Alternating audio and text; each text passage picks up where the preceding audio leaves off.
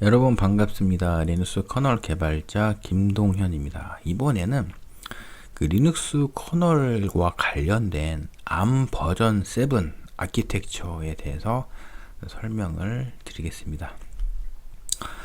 여러분 그 ARM 버전 7 아키텍처에 대해서 이렇게 설명을 드리는 이유는 뭐냐면요. 리눅스 커널을 구성하는 그 세부 기능들은 사실 그 CPU 아키텍처와 굉장히 연관되어 있는 부분이 많습니다. 자, 그래서 그 제가 쓴 책 디버깅을 통해 배우는 리눅스 커널의 구조와 원리의 경우에는 32비트 기반의 ARM 버전 7 아키텍처 기반 리눅스 커널을 다루고 있거든요. 그렇다면 이제 ARM 버전 7 아키텍처에 대해서 좀 잘 알고 있어야지 리눅스 커널과 관련된 그 세부 기능을 좀 더 쉽게 이해할 수가 있습니다. 만약에 뭐 지금 라즈비안이 64비트 기반의 ARM 버전 8 아키텍처인 경우에는 마찬가지로 64비트 기반의 ARM 버전 8 아키텍처의 동작 원리를 좀 잘 파악하고 있어야지 리눅스 커널의 그런 주요 기능을 좀 깊게 이해할 수가 있습니다.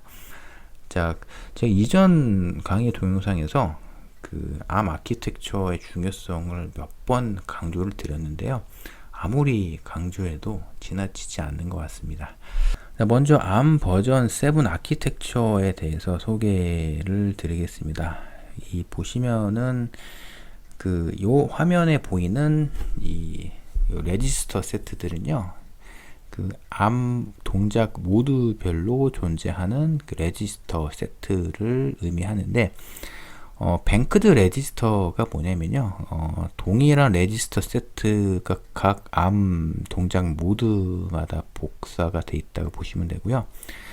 보시면은 요 레지스터가 이제 R13 SVC, R14 SVC라는 요 레지스터가 있고요. 그리고 이제 보시면은 오버트 모드인 경우에는 R13 언더바 AVT 그리고 R14 언더바 AVT인데요. 이게 의미가 뭐냐면요. ARM의 동작 모드가 오버트 모드로 바뀌게 되면 그 우리 제너럴 퍼포즈 레지스터 범용 레지스터의 R13 값은요. 이 값으로 확 바뀌게 됩니다. 그리고 만약에 슈퍼바이저 모드로 ARM의 동작 모드가 바뀌잖아요. 그러면 그 R13 레지스터의 값이 요 값으로 바뀌게 됩니다. 그래서 ARM 동작 모드가 바뀌면요. 그 ARM 동작 모드별로 이렇게 정의된 그 레지스터의 값이 확 바뀌게 돼요. 그래서 이렇게 그 익셉션이 유발이 되게 되면 사실 그 익셉션이 유발되기 전에 이런 값들을 어떤 메모리 공간에 저장을 해야 되는데 이렇게 레지스터가 그 뱅크드 돼 있으면 좀 소프트웨어적인 그런 설계를 좀 더 심플하게 할 수가 있다는 장점이 있습니다. 자, 그래서 다시 정리하면요. ARM의 동작 모드별로 이렇게 레지스터가 있는데 각각 그 ARM 동작 모드별로 이제 존재하는 이런 레지스터들이 있고 이 레지스터들이 뱅크드 돼 있다라고 볼 수가 있습니다. 이어서 익셉션에 대해서 설명을 드리면요. 익셉션은 ARM 모드가 변경되는 유발 요인이고요.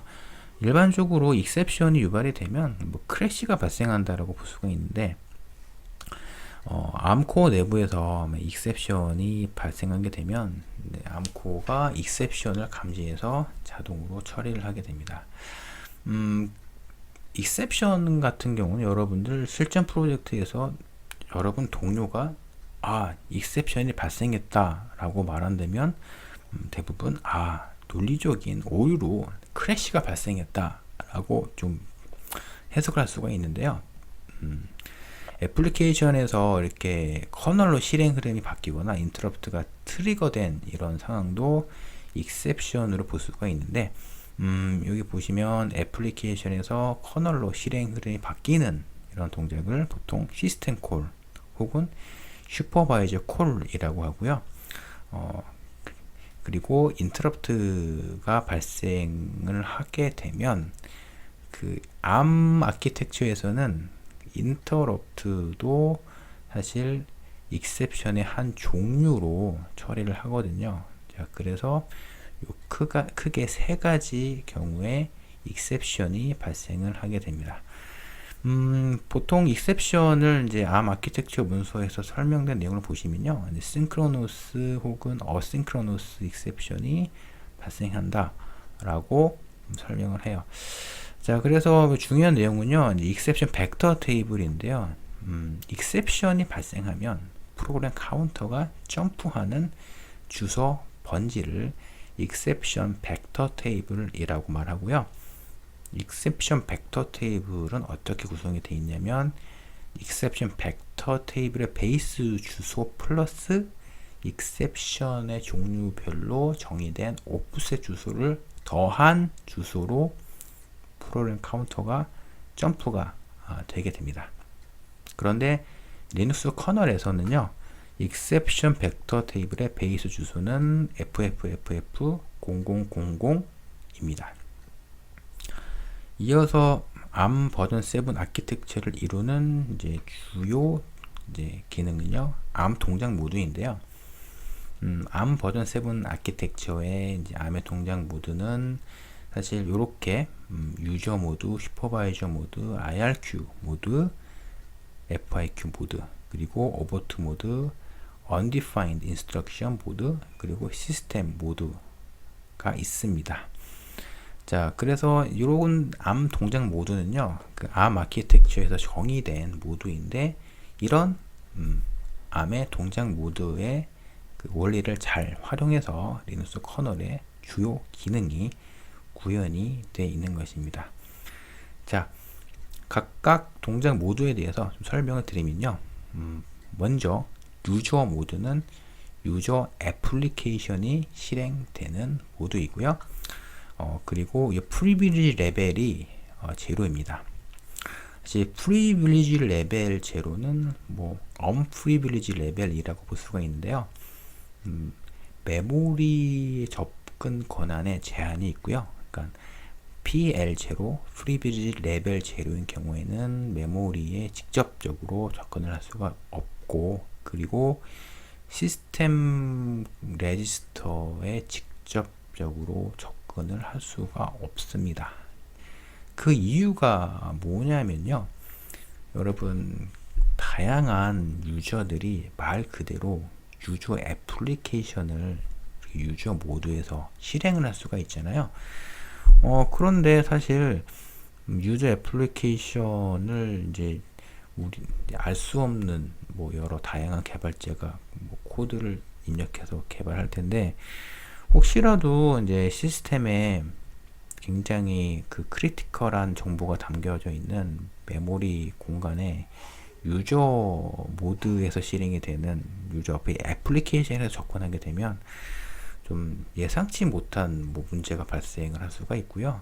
그리고 여러 그 해커들이 유저 애플리케이션을 통해서 시스템을 공격을 하거든요. 그래서 그 유저 모드에서는 그 시스템에 접근할 수 있는 권한이 굉장히 제한되어 있습니다. 이를 프리빌리지 레벨 제로라고 하고요. 그 다음으로 설명드린 이 동작 모드들은 이렇게 프리빌리지 레벨이 1입니다. 자, 그래서 이제 이어서 설명드린 ARM의 동작 모드는 슈퍼바이저 모드인데요. 일반적으로 운영체제의 커널이 구동되는 모드가 슈퍼바이저 모드입니다. 근데 유저 애플리케이션에서요, 그 SVC라는 슈퍼바이저 콜 명령어가 실행이 되면 이렇게 슈퍼바이저 모드로 진입이 되게 되고요.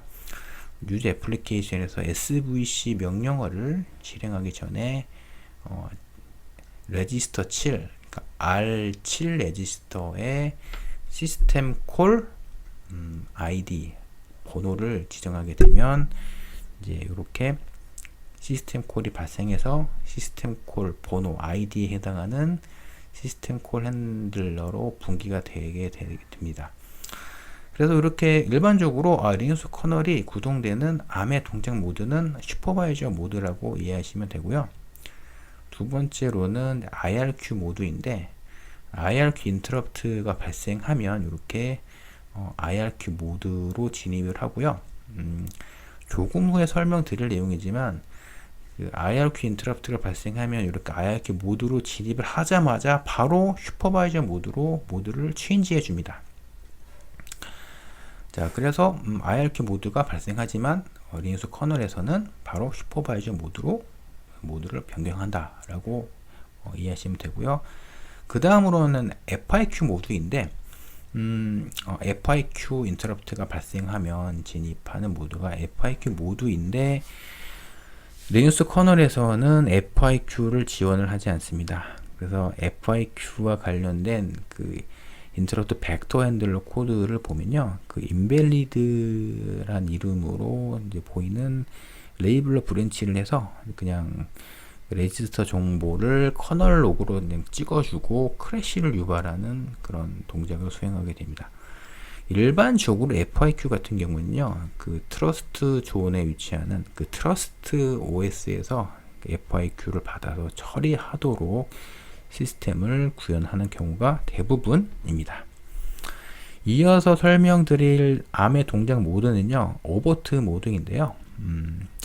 메모리 오버트를 유발하는 명령어가 실행이 되면 이렇게 오버트 모드로 변경이 되는데, 가장 대표적인 오버트가 사실 데이터 오버트 그리고 프리패치 오버트가 있잖아요.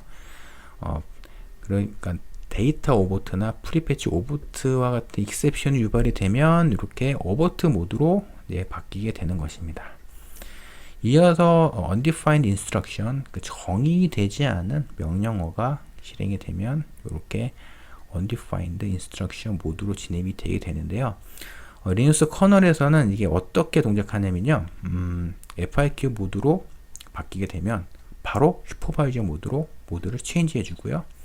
그리고 오버트 모드도 마찬가지예요. 오버트 모드로 익셉션 벡터 핸들러가 실행이 되면요, 그 이후에 바로 슈퍼바이저 모드로 바꿔주고, undefined instruction 모드도 마찬가지입니다.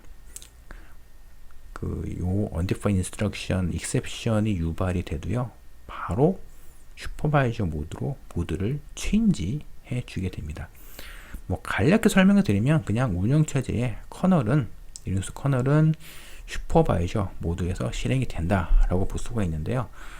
그렇다면 이렇게 각각 암 동작 모드가 바뀌는데 이렇게 슈퍼바이저 모드로 바꿔주는 이유가 무엇인가 라는 의문이 들 수 있는데요. 그 이유는 시스템을 좀 더 심플하게 디자인할 수 있기 때문입니다.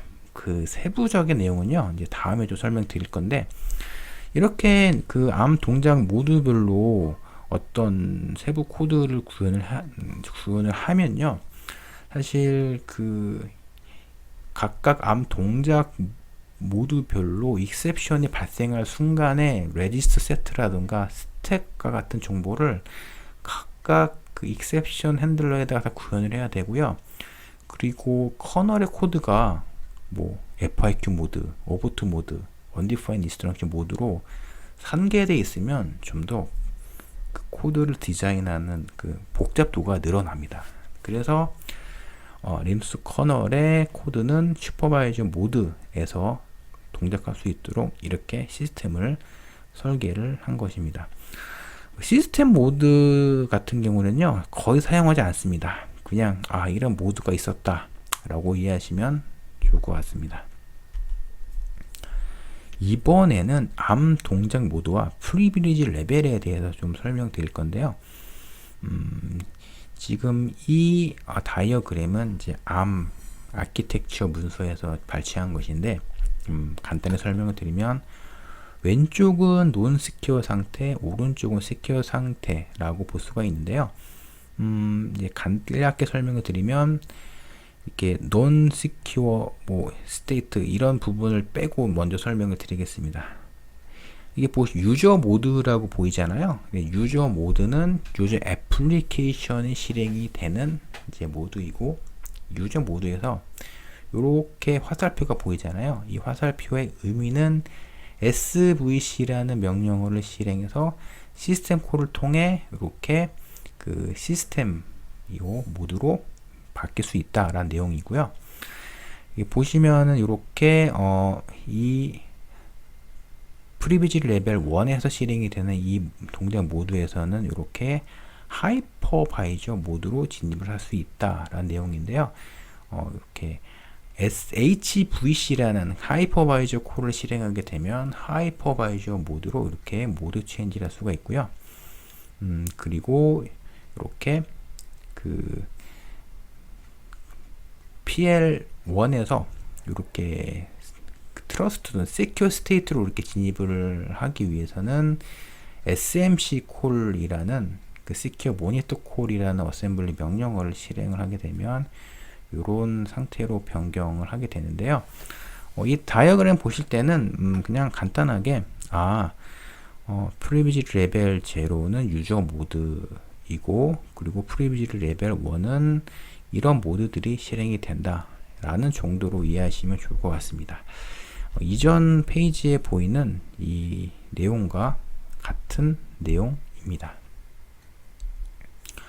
자, 이어서 그 ARM 아키텍처와 관련된 exception 벡터 테이블 스펙 문서를 보면서 exception 벡터 테이블 핸들러, exception 벡터 테이블과 exception 벡터 핸들러에 대해서 설명을 드렸습니다.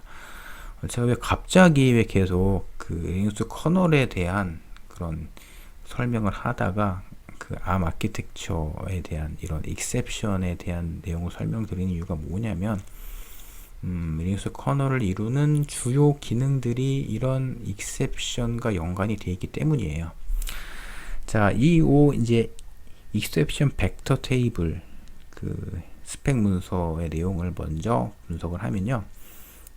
요 보시면 오프셋이 있고 벡터 테이블이라는 게 있는데, 기본적으로 가장 오른쪽에 있는 이 부분이 리눅스 커널에서 처리가 되는 exception 벡터 테이블입니다. 여기 세큐어하고 모니터하고 하이퍼바이저는요, 이전 페이지 보시면 이 모드에서 처리가 되는 exception 벡터 관련된 주소가 여기에 해당되고요. 모니터는 여기이고요. 그리고 secure는 여기에 해당이 됩니다.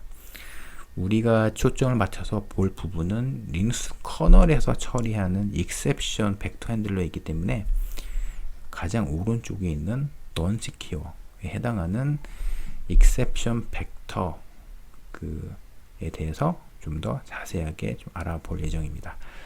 자, 보시면요, 여기 이 테이블을 먼저 분석을 좀 하는 요령을 알아야 되는데, 이 오프셋은요, exception 벡터 그 테이블의 베이스 주소에서 적용이 되는 오프셋을 뜻하는데요.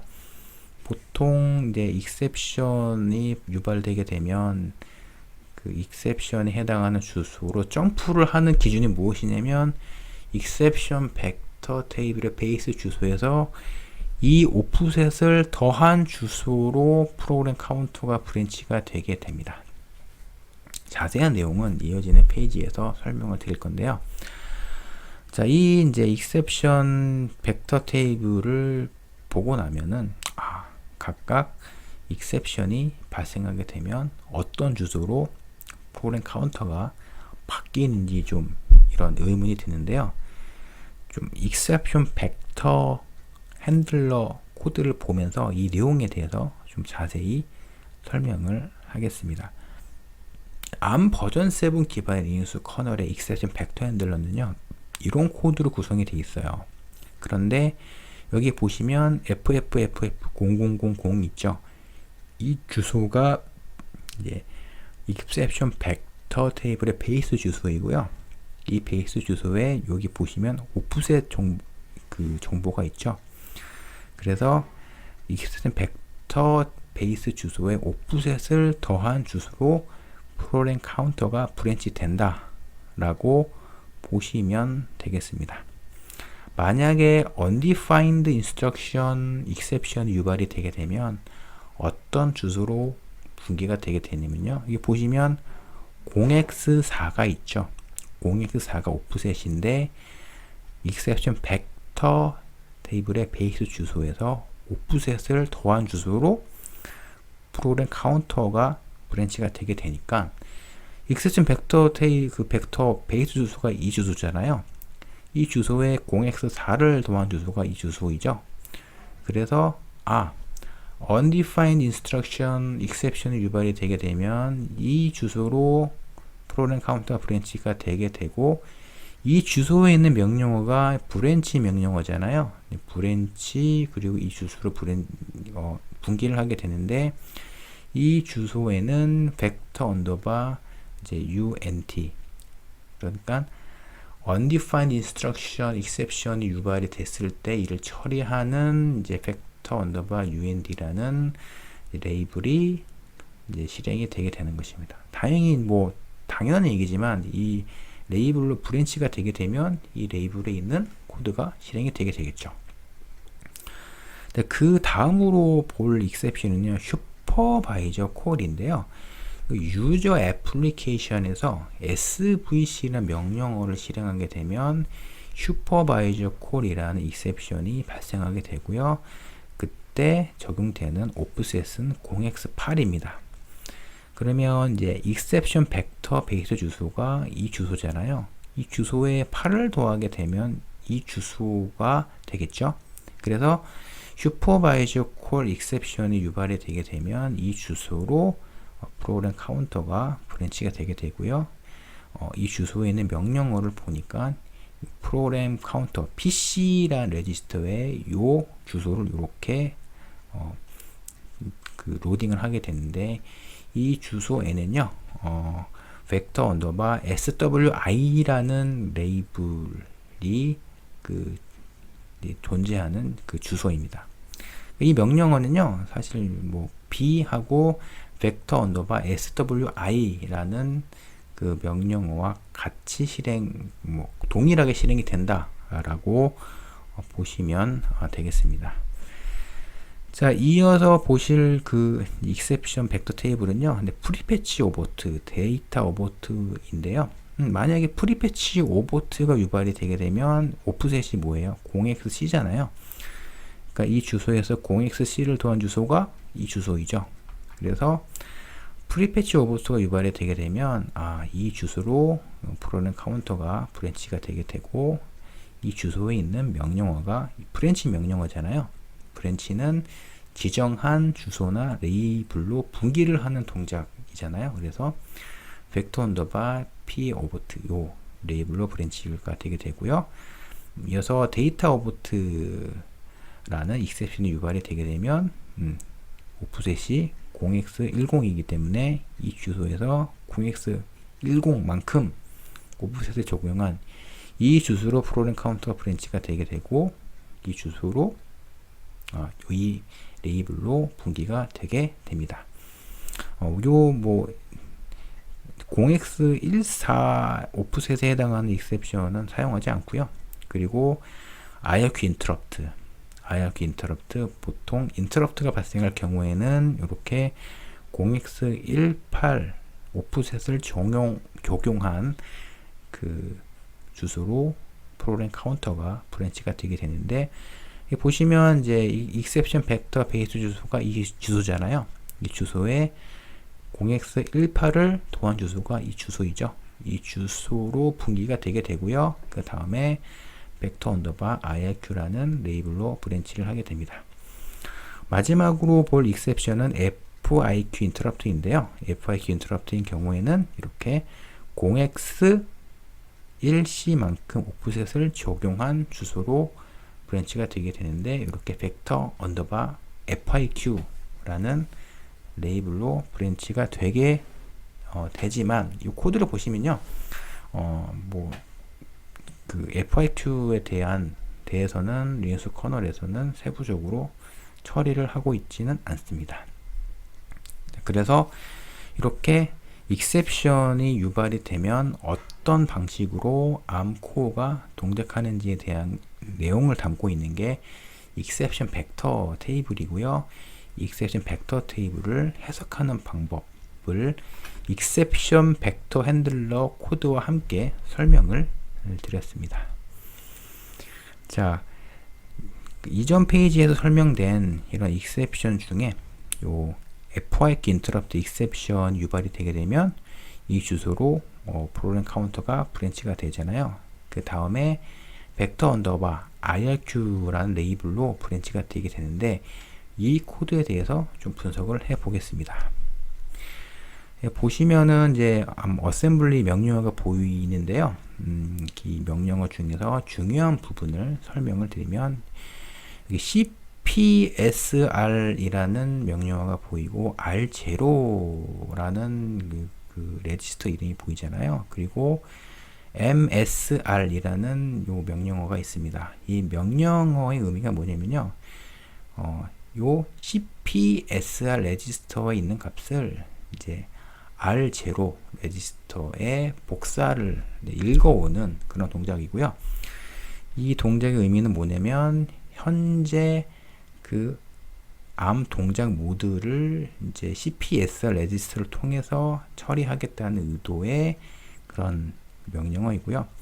여기 보시면 SPSR 요 명령어가 있는데 이 명령어의 의미가 뭐냐면 이 IRQ interrupt exception이 유발되기 이전에 ARM의 동작 모드를 읽는 동작입니다.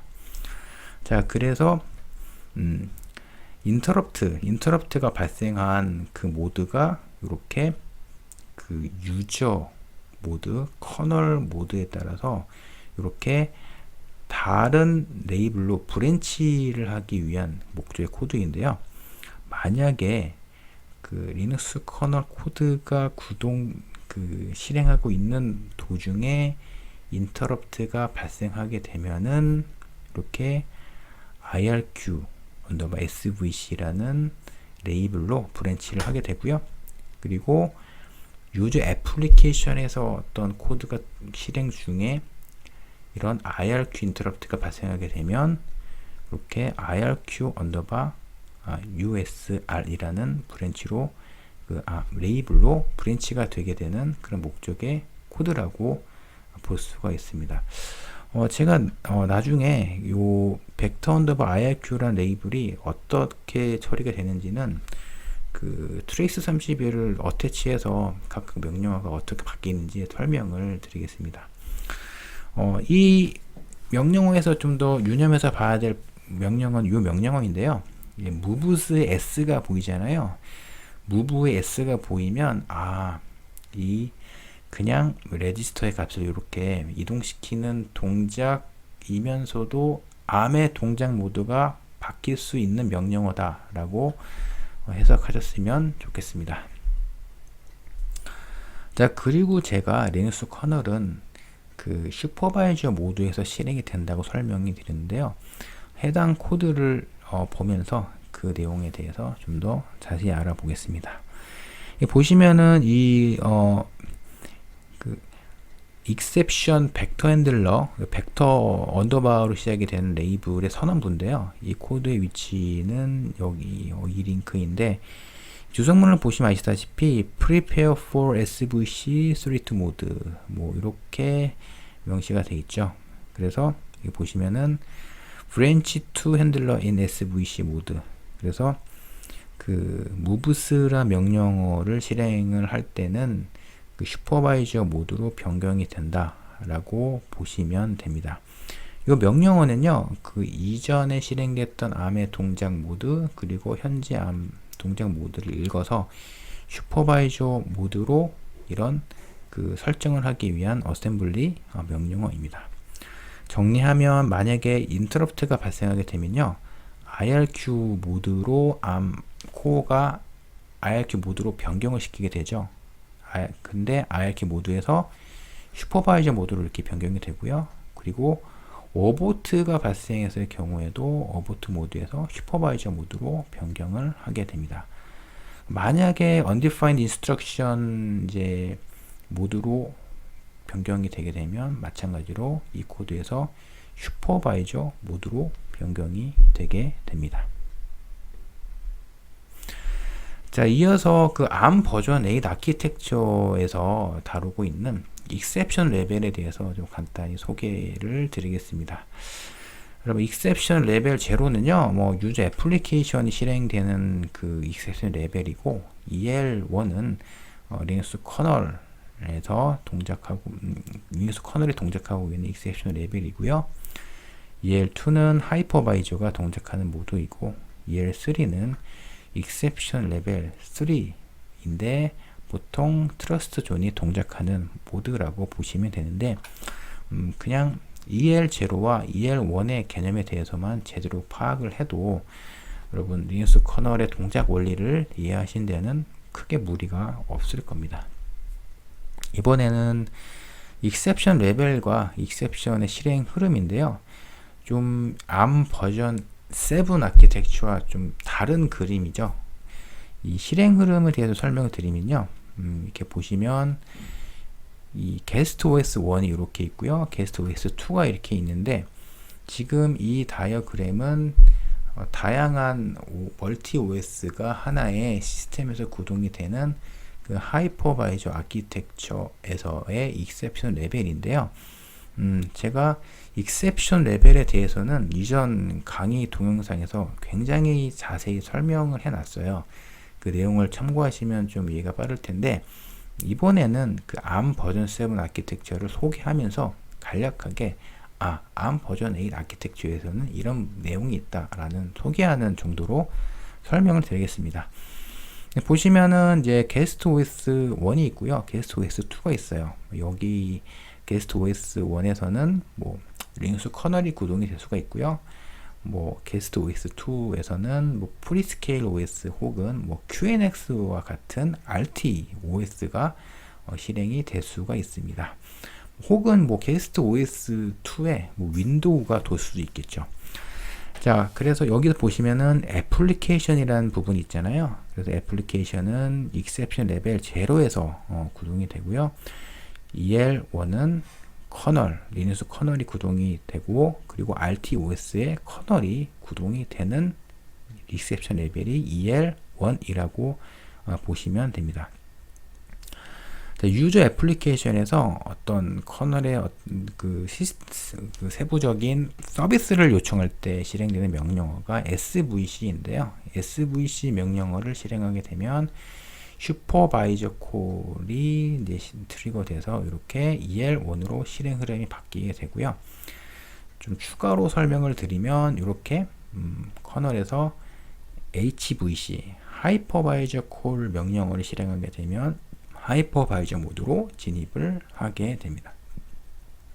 이어서 이 전체 그 실행 흐름도를 Security Extension, 그 트러스트 존 관점으로 분석을 하게 되면요.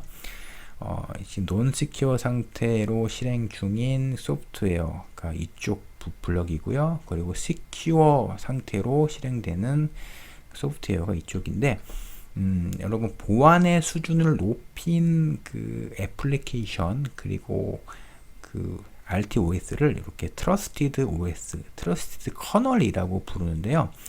이렇게 트러스트 존 아키텍처에서는 이렇게 시스템을 논 시큐어와 시큐어 상태로 구분을 해서 이렇게 설계를 합니다.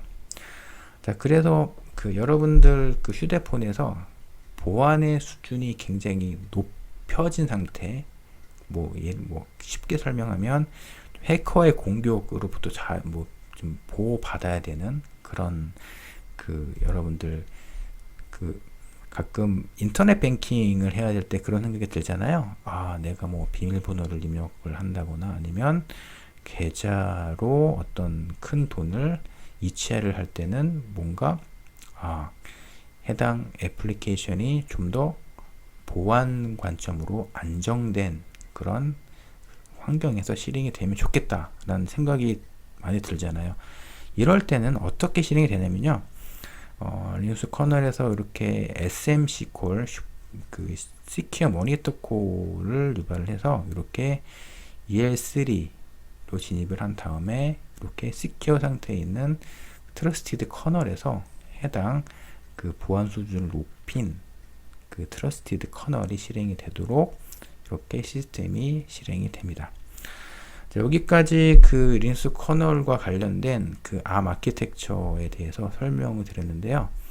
뭐 이번 강의 동영상에서는 ARM 버전 7 아키텍처 기준으로 좀 자세히 설명을 드렸습니다. 계속 그 ARM 아키텍처에 대한 강의 동영상은 업로드 될 예정이니까요. 좀 그 ARM 동작 모드나 혹은 그 익셉션 이외에도 알아야 될 내용이 굉장히 많습니다. 이런 내용들은 이어지는 강의 동영상에서 업로드해서 설명드릴 예정입니다. 여기까지 시청해 주셔서 감사합니다.